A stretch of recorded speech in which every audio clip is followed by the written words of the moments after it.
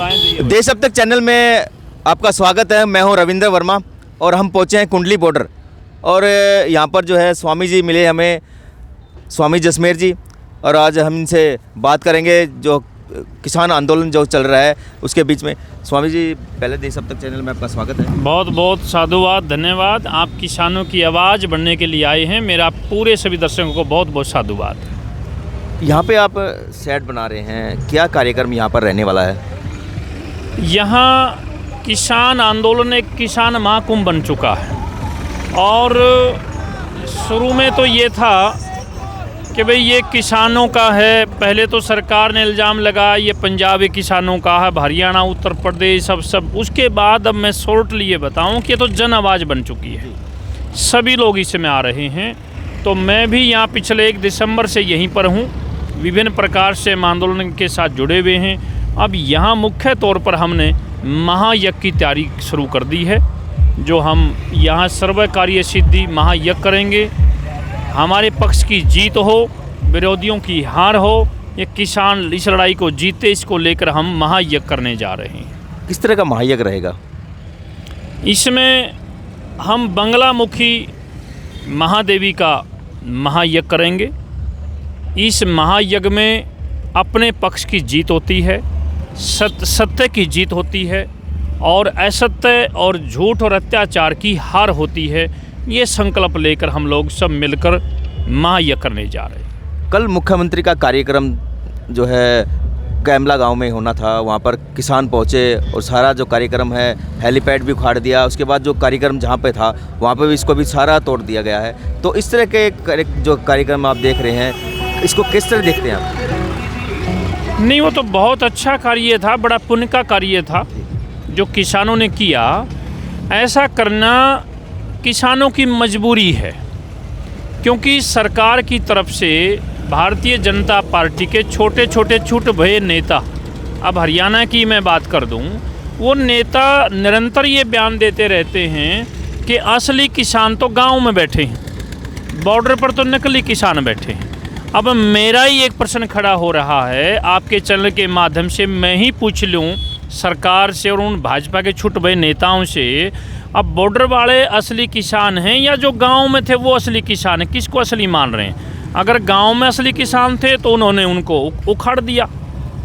और सच्चाई तो ये है रविंद्र जी, केवल मात्र 50-60 लोग बीजेपी के कार्यकर्ता थे जो उनकी कुर्सियों पर बैठे तक भी नहीं थे।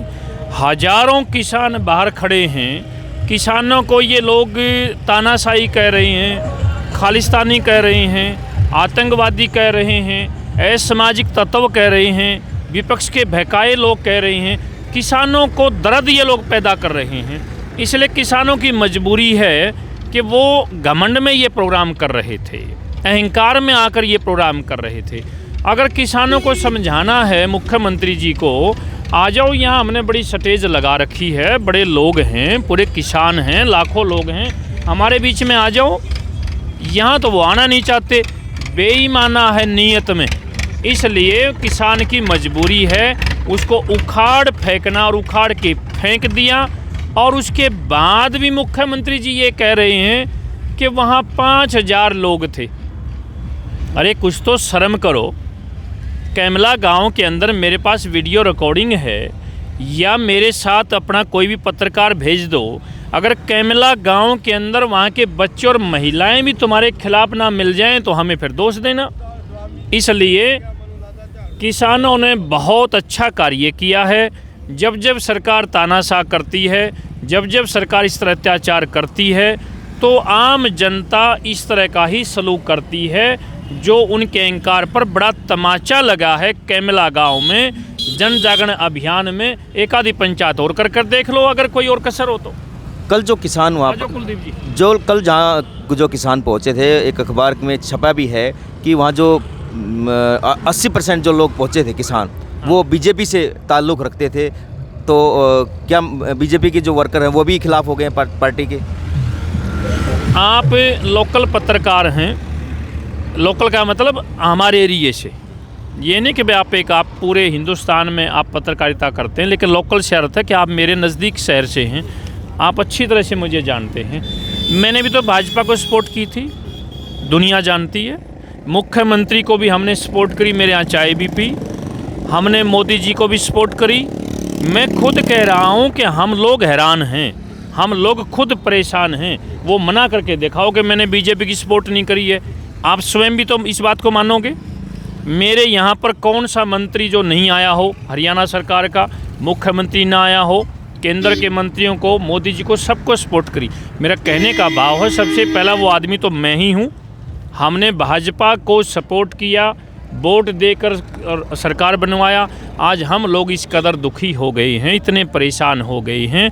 खासकर हरियाणा प्रदेश के अंदर जो सरकार चल रही है वो इतने तानाशाही में है कि मैं जो महायज्ञ करने जा रहा हूँ, मैं आपको खोल के बता दूँ, उस यज्ञ का मकसद और हमारी कामना ये भी होगी कि हे परमात्मा, इस हरियाणा सरकार का मनोहर लाल खट्टर जी से पिंड छटवा दो और ये सरकार भी यहाँ डिजोल्व करवा दो।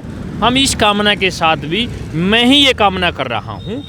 और वहाँ तो आपने सुना ही होगा, कई लोगों ने बड़े बयान दिए कैमला में कि मैं किसान हूँ और मैंने भाजपा को वोट दिया था और आज मैं ये टेंट उखाड़ने में सबसे आगे खड़ा हूँ।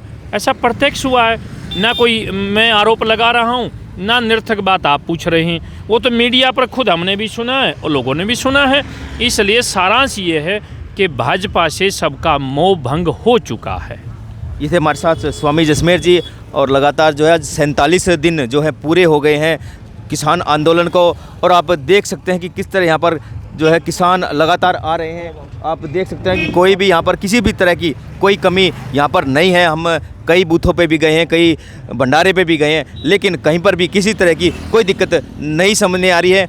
देश अब तक चैनल को सब्सक्राइब करें, लाइक करें और शेयर करें।